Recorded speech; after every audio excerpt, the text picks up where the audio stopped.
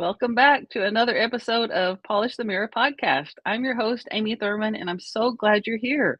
Thank you so much for tuning in. Thank you for watching. Thank you for listening. Those of you who are listening, thank you so much. The reviews that you have been giving us, oh my goodness, are making a huge difference, helping us reach people. And I'm so thankful for that. If you have not caught any of the others, if this is your first and you'd like to check out some of the others, go to hashtag Polish the Mirror podcast, and you can find it. It's streaming live on Facebook, LinkedIn, YouTube, Instagram, all the things. It's streaming live. And then I download the audio to all of the podcasting platforms. So you can find it on Apple, Google, all of those podcasting platforms as well. So the purpose of this is to allow people to share their stories of hope gained in the midst of adversity. It's a reflection of my life because I have lived the past 10 years with a broken neck and been able to find hope in the midst of that. And so I want to help other people share their stories of ways that they have found hope in the midst of adversity too. And I'm finding that so many people want to share their stories. They want to talk about what they've been through in order to help other people. And so that's what I'm all about. I love promoting that. And so I'm excited to hear from our guest today. Today's guest is Lisa. Thank you, Lisa. I'm so glad you're here. Thank you so much for joining us. Well, thank you for having this space. As I was listening to your introduction, I was thinking of all the big conversations that are really coming to the surface right now about the evils of social media. The real beauty in social media is this opportunity to get to connect with each other and really share our stories in ways that we haven't had the capability to do before. So I'm really glad to be here, and thank you for creating this space. Oh, that's so sweet. Thank you so much. I do a whole little talk on the importance of sharing your story because it is so important. And I'll spare you the talk, but so many opportunities have opened for me just from simply having a conversation about my story and what I've been through and just talking to people about it. Because like I said, other people want to talk about it too. And once you share your story and other people can relate to that, it empowers them to help share their stories as well. And so it is a powerful thing. So I appreciate you and all of my guests being on here to come talk about these things because some of them are very vulnerable and difficult to talk about, yet you're opening us up to your heart to share that. And so I really appreciate your willingness to do that. So if you wouldn't mind to go ahead and take over and share your story of hope gained in the midst of adversity, Lisa. Well, thank you. And I was sitting here thinking about all of us in our lives. We have so many places where we've experienced adversity and then found a way through. The one that is really forming the context of my life right now, though, is the journey through midlife and what happens when you reach a point where your heart, mind, body, and soul say, we can't continue to live this way anymore. Yes. And for me, that happened, as most, there are a lot of realizations that happened during COVID, but there were some instances that came together all at the same time for me, sort of right at the end of 21, heading into 2022.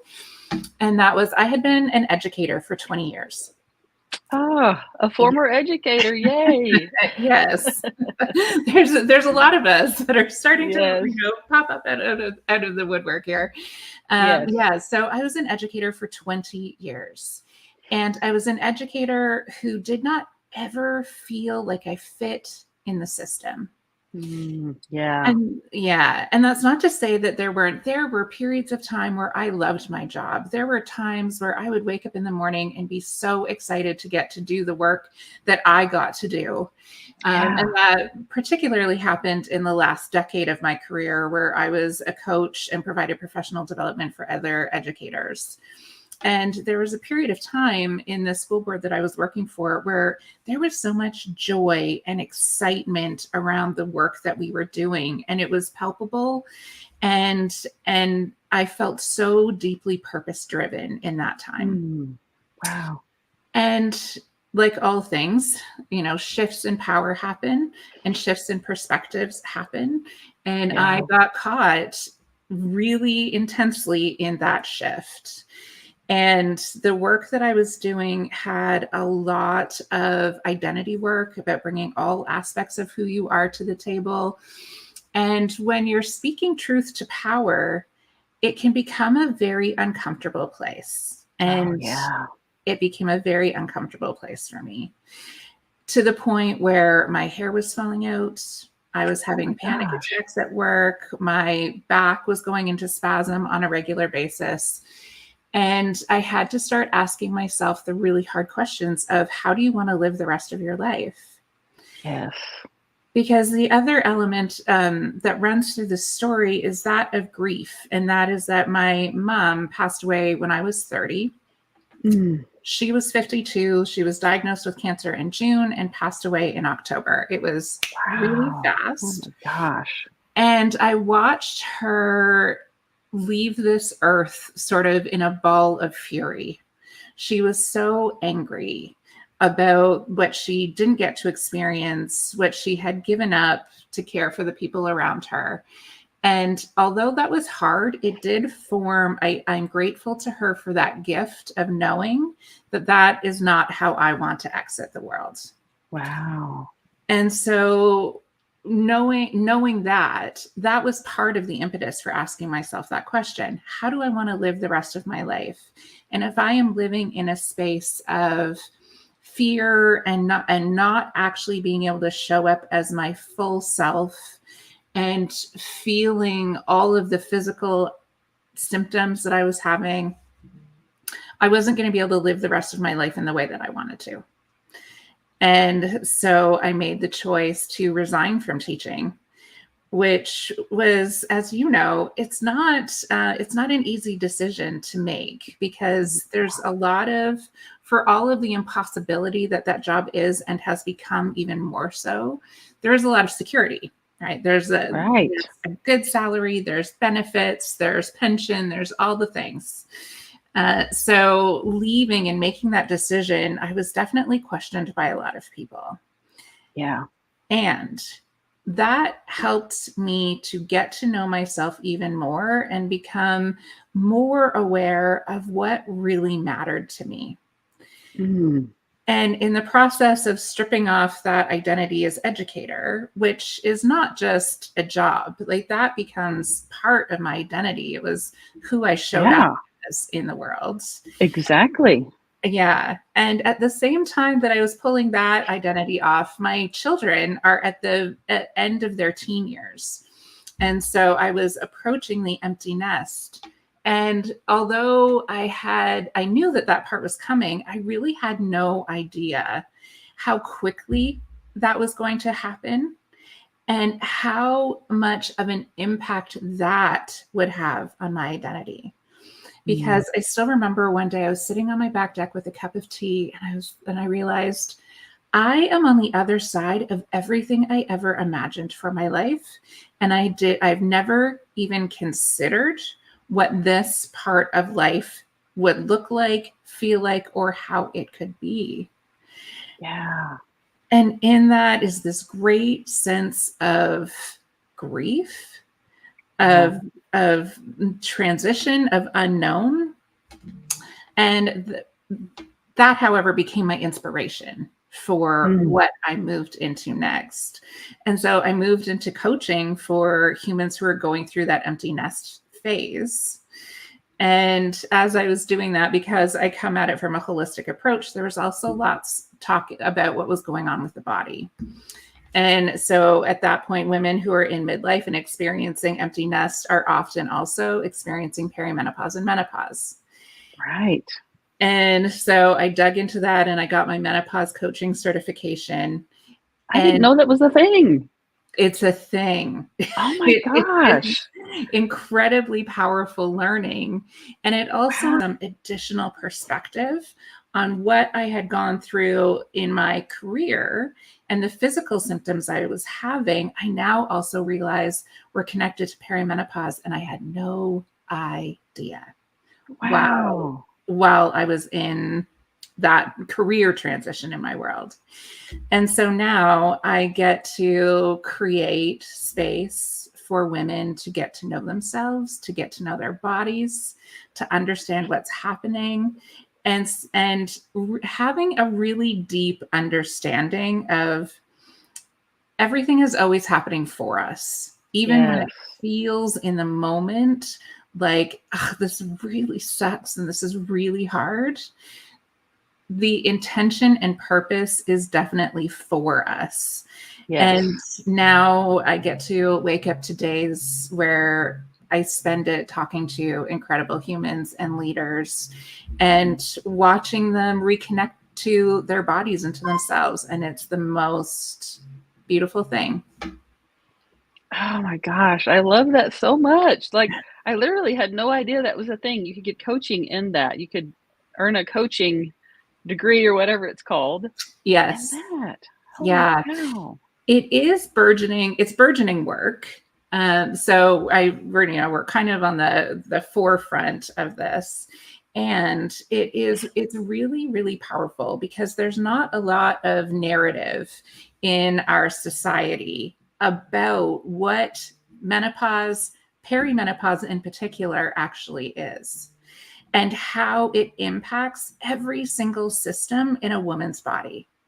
Right. Yeah. Often when someone talks about menopause, it's the butt of the joke, right? It's the the hot flashes or the night sweats. And yes, those can be symptoms.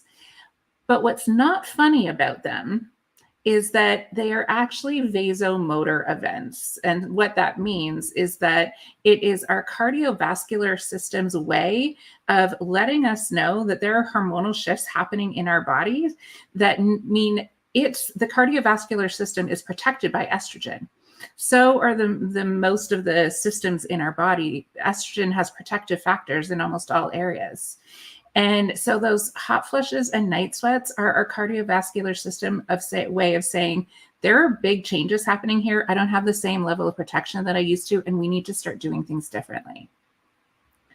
The body is amazing, because I talk a lot about emotions and how emotions are a communication tool. They're not something to be afraid of. And this sounds very similar. And I know from my experience, because I'm 52, and in my mid to late 40s, I started going through, probably what it was perimenopause at that time. And sorry, guys, but this is important to us women. And we're going to talk about this, if this doesn't apply to you. It's important to men too. And we can talk about that in a minute, but keep going. Yes, we will definitely talk about that. And so I went to my primary doctor, who I love. I'm not going to say anything bad about him, but they're just not trained in the specifics of how to deal with this. And so he was trying his best to treat it, and oh my gosh, was not helping. And so I ended up finding a hormone doctor, a doctor who specializes in hormones, who I absolutely love, who has just changed everything for me. Just his understanding of the way the hormones work and how you have to balance them. He talks so much about they have to be in balance. They work together as a system. They're made to work together. And it reminds me of what you just said. Like, they're sending us messages, but we don't know that because we're not educated. Exactly. Yeah. Hormones are the great communicator of our bodies. They really come forward as messengers to say, hey, there's things happening in here that you really need to pay attention to. But like you said, because we don't have that awareness, we often don't pay attention to those messages, or we don't know what they mean. Yes. And I'm glad you brought up the hormone conversation with a really knowledgeable practitioner, because that's really important conversation that was kind of pushed aside in the late 90s, early 2000s. There had been a study that came out, and I remember it because my grandmother had been on hormone replacement therapy, as it was called at the time. And my mom read this study that talked about the increased risk of breast cancer if you were on HRT. And so the majority of women who were on it went off it, and it became almost a subject that we just did not even broach. And the issue there is that the data in that study was really misrepresented by the media. And that more women ended up dying from broken hips than ever did from an increased risk of breast cancer. Oh my gosh. Yes, because of the protective factor that estrogen provides for our bones. When women went off of that, frailty and fragility in the bones came to the surface, and broken hips have really devastating health impacts for all humans who are in the later phases of their lives. Right. Right. So the conversation around menopause hormone therapy is really important, and it's coming to the forefront again. And when I work with people, I always say, I am not here to tell you what to do. And there is no judgment in whatever decision you decide. You have to decide what's right for you in combination with a practitioner who is really skilled and knowledgeable. And menopause hormone therapy can have significant long-term health benefits for women, particularly if you start during perimenopause. There's some early research that's showing that menopause hormone therapy can have longer-term benefits in the reduction of dementia if we start during perimenopause. Yeah. Wow. See, this is fascinating to me because I feel like I would consider myself fairly educated on this stuff because of what I learned from my hormone doctor. Yes. But I'm just realizing all I really know is that it makes me feel better. And I don't really know exactly why or what it's doing in my system, but it sounds like it has a plethora of benefits. It really does. And, one of the things, I don't know if you experienced this, but something that I experience for sure is brain fog and word retrieval issues, right? Yeah. And it's because the part of your brain that processes memory has estrogen neuroreceptors. So as estrogen declines in the system, there's less that's activating that part of the brain. And when we take menopause hormone therapy, that estrogen is replaced. And so brain fog reduces, word retrieval increases, estrogen and progesterone as well. I don't want to forget about progesterone because that's also important.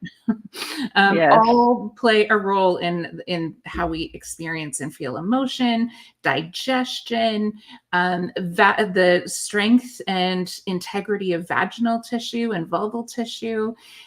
It plays a role in in everything. And actually, two symptoms that I'm experiencing that I didn't realize were connected to perimenopause and menopause, but absolutely are my ears are itchy all the time on the inside. Wow. And my scalp in one particular, like right here, is really, really, really dry. So there are all kinds of symptoms that are often not connected to perimenopause or menopause that absolutely are. Wow, that's fascinating to me. Oh my gosh. And just thinking about my experience with my doctor, like right now, I'm taking estrogen, testosterone, progesterone. I think and thyroid. Like my doctor talks about how the thyroid plays a huge part in that too, because it's interconnected too. So you have to balance all of those out. So it's not just about estrogen, like it's a whole gamut of all the things that work together. And it's so important that you find someone who knows, like you, who knows how all of that works together.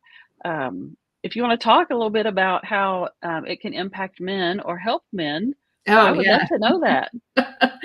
Well, we don't live in isolation, right? Like women don't just live with women and men don't just live with men.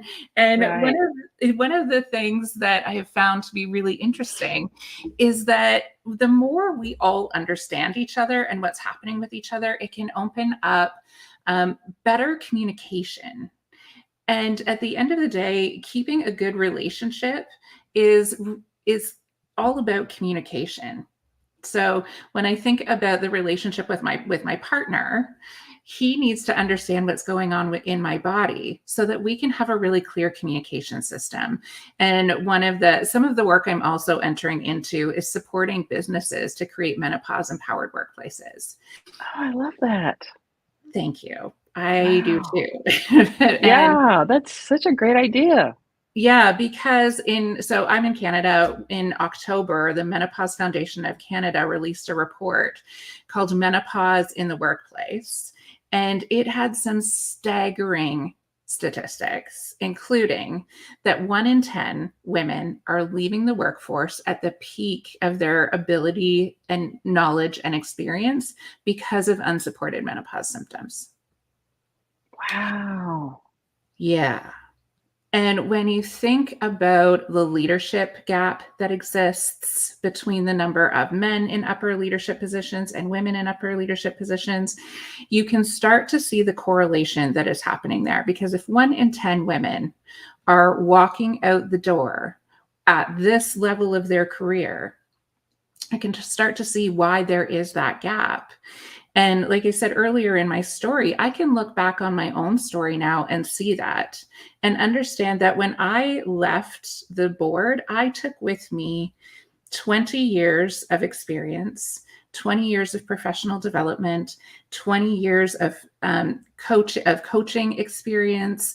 I took my own education. I took the institutional knowledge that I held was significant because I worked from K to 12 for the last 5 years of my career, supporting educators across the entire spectrum. So I also was working for provincial organizations and providing professional development. So the connections that I had, I was an exceptionally valuable asset. And I took all of that and I walked out the door. Wow. And I use it now in my own world. And that is happening across organizations, businesses. Women who have all of this experience and skill are saying, I cannot do this anymore. And so that the men who are in leadership positions in organizations need to understand what's happening so that they can create spaces, so that we can together create spaces that are effective for everybody. And the communication structure that I talk about actually comes out of the Ontario kindergarten curriculum. And it's about knowing and naming, acknowledging, and then communicating your needs. So in a really clear example, if I wake up in the morning and I have a really bad headache, which also can be deeply connected to hormones, I can say, okay, I have this headache. I know that this is the reason why I have it. I'm going to acknowledge that this headache is going to play a role in my day today. And so I'm going to communicate to my husband and my 2 teenage sons, because I happen to live in a house of men, and say, hey, this is how I'm feeling today. This is how you might see it show up today. And this is where I might need some extra support today. And so that creates clear communication that everybody understands, so that there isn't that misunderstanding of, oh, she's just in a rage today, right? Right. Which is often a narrative that happens. Or again, it's the butt of the joke, like, oh God, it's the hormones, look out. Well, yes, and they are having real and true impacts on my physical, emotional, spiritual body. And I need some grace. I need some grace from myself and the people around me. I love this, because it's, to me, what you're saying is this thing that you're putting together. I call it a thing. Sorry. Yeah. No. That you're putting together is not just one-sided. It's both sides. Like, it's asking the men to help do their part in understanding what's happening, and it's asking the women to help do their part in communicating what's happening. So it's a team mentality, right? Absolutely. And it models for every human how to use that kind of communication structure. Because yes, I am going through perimenopause and menopause, but someone else may be having another health crisis or chronic pain. Right. So let's use that as an example. There are lots of people in our culture who experience chronic pain or who are experiencing anxiety. And the same communication structure works beautifully in any of those contexts as well. Right. I woke up this morning, I feel like I have a running motor in my chest that is causing me to not have access to my prefrontal cortex in the same way that I usually do. I might need some help in this meeting today, or I might need some additional time to breathe, or maybe I need to work from home today. Right? So it sets up those communication expectations and and pathways so that we can all be a little bit more compassionate towards each other to create a space that actually works for everybody. Ah, I love that so much. That is so needed in our society. I had a guest on, was the last week's guest, talking about emotional intelligence and how he's taking that into businesses and helping them learn. It's exact same concept. It's just with emotions instead of hormones. Yes. That just being more compassionate and understanding that you just because someone's behaving a certain way, it doesn't mean it's about you. It could have nothing to do with you. It could be something they're dealing with that they're not talking about. And Yes. so I think just switching our mindset into that mode of there's something else going on. Stop taking things so personally, and understand the person behind the behavior. Oh, absolutely. I mean, most people's behavior have absolutely nothing to do with you, right? It has Yeah. everything to do with with what this person is experiencing, right? We have filters in our brains that are created by all of our lived experiences. So every human being has a different set of filters and perceives the world in different ways because nobody has the same lived experience or lived reality.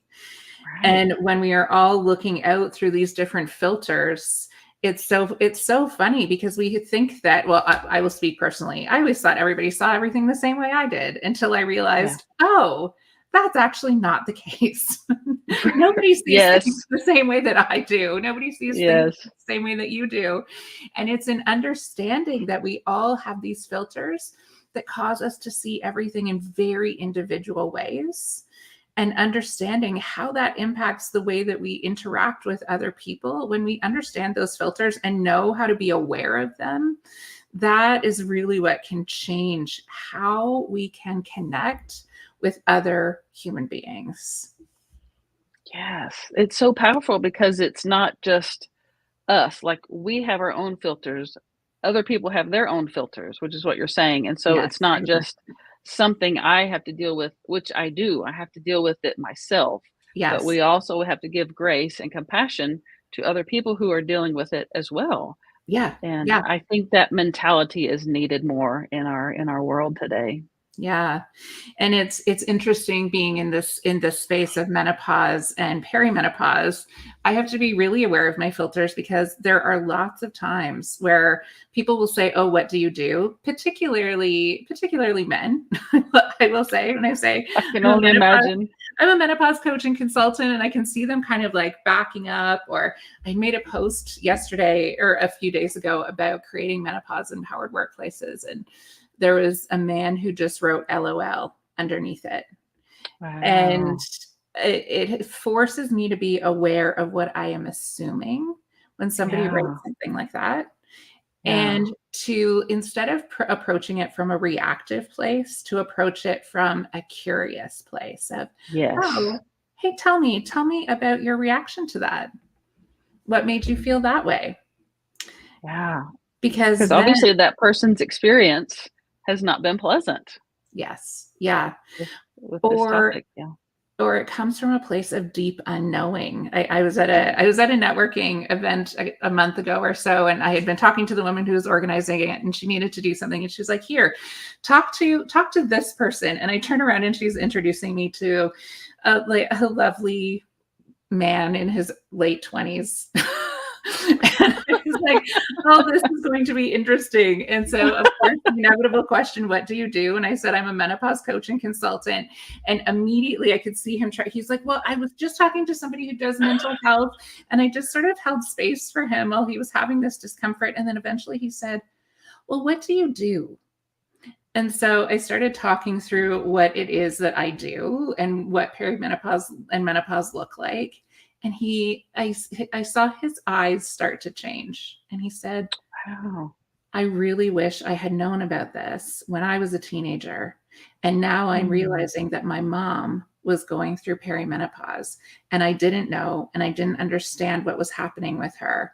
And me in my teenage hormonal phase and she in her perimenopausal and menopausal phase, we really had a lot of difficulty in our relationship. And I wish I had known. Wow. That's so And powerful.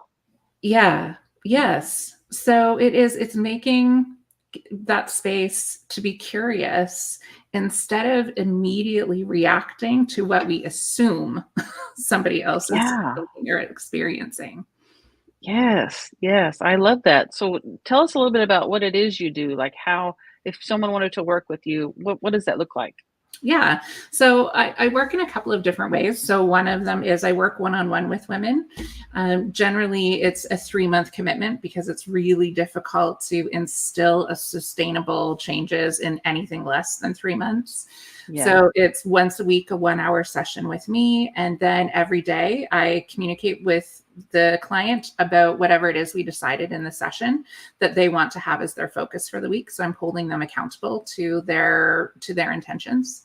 And then often during the week, I also offer office hours. So if someone needs just a 10-15 minute check-in, they can do that as well. And then when I'm working with businesses, the level where I'm at right now is really about providing professional development. So providing professional development to the businesses that goes to their employees about what perimenopause is, what menopause is, how it manifests itself, and then the communication structure that I talked about is embedded in that.